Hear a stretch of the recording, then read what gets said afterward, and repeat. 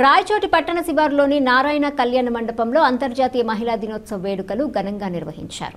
ఈ కార్యక్రమానికి ముఖ్య అతిథిగా మంత్రి బీసీ జనార్దన్ రెడ్డి పాల్గొని మహిళలకు సన్మానించారు. పోసాని మురళీకృష్ణపైన టీడీపీ ప్రభుత్వం ఎటువంటి కక్ష సాధింపు చర్యలు చేయటం లేదని, చట్టం తన పని తాను చేసుకుని పోతుందన్నారు. మహిళలకు గుర్తింపు తీసుకొచ్చిన ఏకైక పార్టీ తెలుగుదేశం పార్టీ అని, మహిళలందరికీ సమానంగా చూడాలి, ఆస్తిలో హక్కు రావాలని చెప్పి కృషి చేసినటువంటి గొప్ప మహోన్నతమైన వ్యక్తి నందమూరి తారక రామారావు అని ఆయన కొనియాడారు.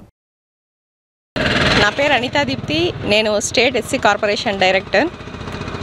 ముఖ్యంగా ఈరోజు మార్చి 8వ తేదీ అంతర్జాతీయ మహిళా దినోత్సవం సందర్భంగా మహిళలందరికీ అంతర్జాతీయ మహిళా దినోత్సవ శుభాకాంక్షలు తెలియజేస్తున్నాను.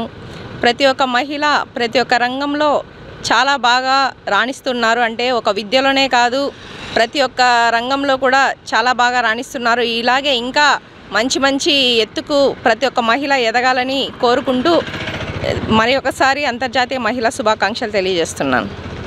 నారా చంద్రబాబు నాయుడు ఆధ్వర్యంలో ప్రపంచవ్యాప్తంగా రాష్ట్ర వ్యాప్తంగా కూడా మహిళా దినోత్సవం జరుపుకున్న సందర్భంగా వారి అందరికీ కూడా మహిళలకు అందరికీ అక్కలకు చెల్లెళ్ళు తల్లులకు అందరికీ కూడా వారందరికీ కూడా శుభాకాంక్షలు అభినందనలు శుభాభినందనలు తెలియజేస్తా ఉన్నాను.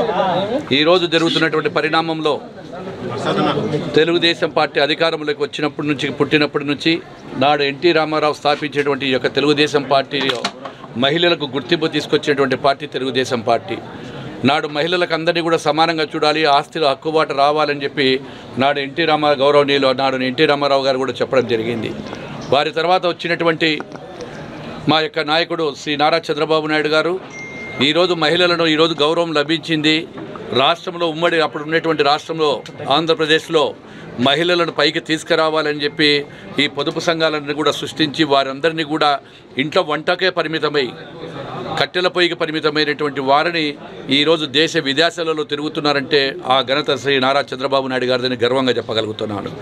ఈరోజు రాజకీయ నాయకురాళ్ళుగా వెతుకుతూ ఉన్నారు. ఈరోజు ఎక్కడికైనా పార్లమెంటులో కానీ అటు చిన్న వ్యాపారస్తులు కానీ వ్యాపారాలు కానీ కూడా చేసుకుంటూ ఈరోజు ఎక్కడికి వెళ్ళినా కానీ కూడా మహిళలు పురుషుల కంటే ఆధిక్యతలో పురుషుల కంటే ముందంజలో ఉన్నారు.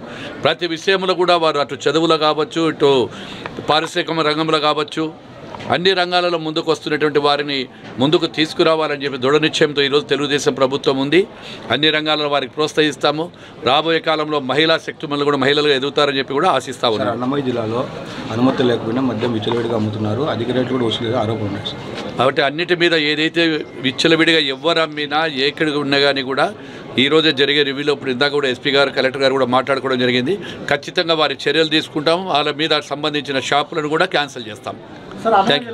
పైన మీ యొక్క అభిప్రాయం సార్, నిన్నైతే మినిస్టర్ గారు లేదన్నారు కదా, ఏమని? అన్నమయ్య జిల్లాలో పునర్విభజన ఉండదు, ఈ జిల్లాలో అలాగే కొనసాగాలి. అట్లా కాదు, ఆడ అడిగిన క్వశ్చన్ వేరే, జవాబు వేరే. అన్నమయ్య జిల్లా పేరని కానీ ఏం మాట్లాడలేదు కదా.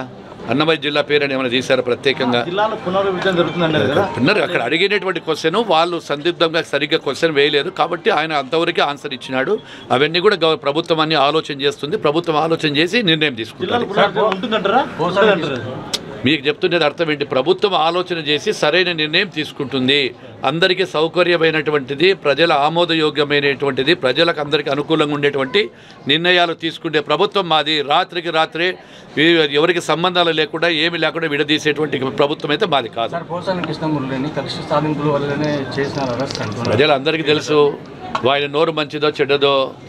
కాబట్టి ఎవరు తప్పు చేసినా, నేను చేసినా, మీరు చేసినా, ఇంకొకరు చేసినా శిక్ష అనుభవించక తప్పదు. చట్ట ప్రకారమే చేస్తుంది. కానీ ఇన్ని లక్షల మంది ఇంతమంది దాంట్లో కూడా సభ్యులు ఉన్నారు, వైఎస్ఆర్ పార్టీలో నాయకులు ఉన్నారు, అందరినీ చేయడం లేదు కదా. ఎవరైనా మాట్లాడింటేనో దానికి ఏదైనా ఆధారాలు ఉంటే ఆ ఆధారాల ప్రకారమే చేస్తుంది తప్ప ఎవరి మీద కూడా. మా గౌరవ ముఖ్యమంత్రి గారు ఒకటే చెప్తా ఉన్నారు, మాకు కక్ష సాధింపు చర్యలు లేవు. నిజంగానే మేము కక్ష సాధింపు చర్యలు చేయాలంటే ఈరోజు శాసనసభ్యులమైనటువంటి నా మీదికి ఎన్నో మా మీద కూడా ఘోరంగా కేసులు పెట్టడం జరిగింది. అయినా చట్ట ప్రకారం ఎవరికి ఏం చేయాలో అది చేస్తూ ఉన్నాడు మా ప్రభుత్వం. ఈరోజు మా గౌరవ ముఖ్యమంత్రి గారిని మాటలు అవన్నీ ఎన్నో జరిగాయి. అయినా ఎక్కడ సాక్ష్యాధారాలు ఉంటే సాక్ష్యాధారాలతో ఉంటేనే చేస్తూ ఉన్నాం. సార్, అనిల్ గారు జైలు నుంచి తప్పించుకున్నారు.